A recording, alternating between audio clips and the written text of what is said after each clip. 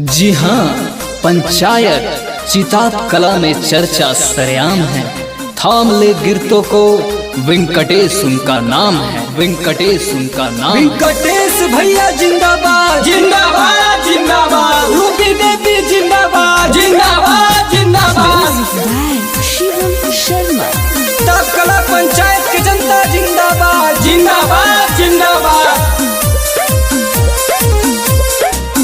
आइल बानी रउए दुआरिया, केने बाड़ो हमर भैया। आइल बानी रउए दुआरिया, केने बाड़ो हमर भैया।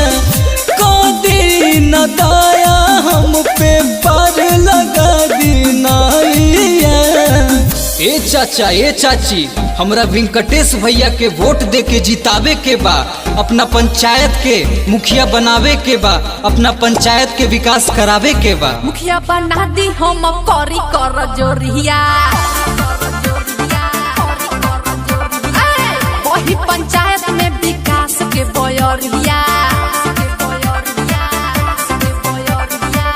न भूले के बा और न भुलाए के बा। सुनिए भैया भाभी करिले गोहैया हो। सुनिए भैया भाभी करिले गोहैया हो। भैया वेंकटेश के बा चैहा पगड़िया हो। भैया वेंकटेश के बा चैहा पगड़िया हो। भैया वेंकटेश के बा चैहा पगड़िया हो।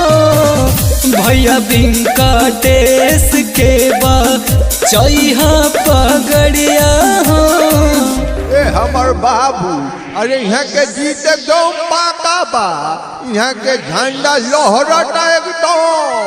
विजय के झंडा लहराई हा हो। केहू के बात में ना आई हा हो। विजय के झंडा लहराई हा हो। केहू के बात में ना आई हा हो। वोटया फोन दे के तू इनका के अब की जितई हा। विजय बनई हा वेंकटेश के जितई हा। विजय बनई हा रूबी देवी के जितई हा। विजय बनई हा। आइल बानी रउए दुआरिया, केने बाड़ो हमर भैया। आइल बानी रउए दुआरिया, केने बाड़ो हमर भैया। कदी न दाया हम पे पार लगा दीना। ए चाचा ए चाची, हमरा वेंकटेश भैया के वोट दे के जितावे के बा। अपना पंचायत के मुखिया बनावे के बा। अपना पंचायत के विकास करावे के बा।